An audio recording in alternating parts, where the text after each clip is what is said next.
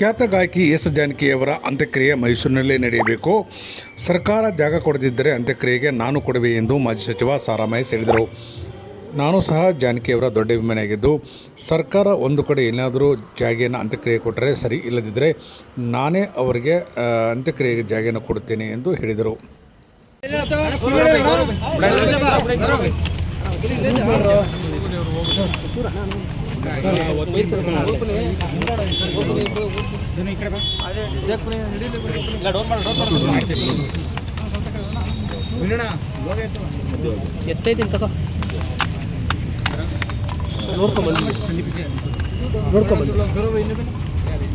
ದಿವಂಗತ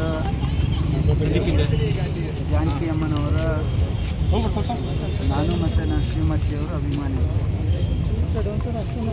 ಅವರ ಭಾಳಷ್ಟು ಹಾಡುಗಳನ್ನು ಅವರು ಎಲ್ಲ ಭಾಷೆಯಲ್ಲೂ ಕೂಡ ಹಾಡಿದ್ದಾರೆ. ವಿಚಾರ ಗೊತ್ತಾಯಿತು, ನಾವು ಅವ್ರ ದರ್ಶನವನ್ನು ಮಾಡಬೇಕು.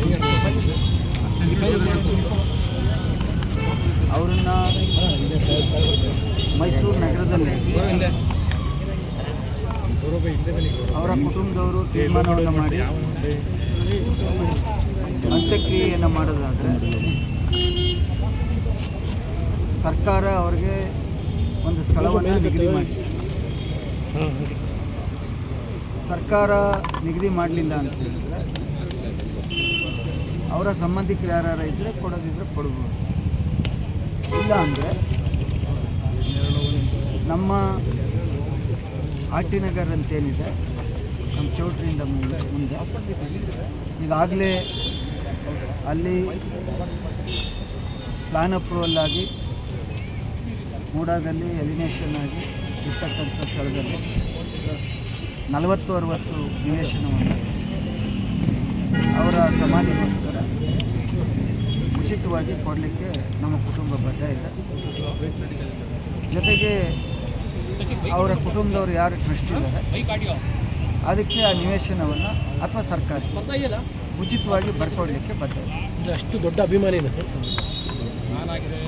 ಭಾಳಷ್ಟು ಹಾಡುಗಳನ್ನು ಕೇಳಿದ್ದೀವಿ ಭಾಳ ಚಿಕ್ಕದಿಂದ. ಅಷ್ಟತ್ರ ಯಾಕೆ ಇಂಥ ಸಂದರ್ಭಗಳಲ್ಲಿ ನಾವು ಕೂಡ ಏನಾದರೂ ಒಂದು ಅಳಿಲು ಸೇವೆಯನ್ನು ಮಾಡಬೇಕು ಅನ್ನೋ ಭಾವನೆ. ಹಾಗಾಗಿ ನಾನು ಜಿಲ್ಲಾಧಿಕಾರಿಗಳು ಕೂಡ ಮಾತನಾಡಿದ್ದೇನೆ, ಅವರ ಸಂಬಂಧಿಕರು ಕೂಡ ಮಾತನಾಡಿದ್ದಾರೆ.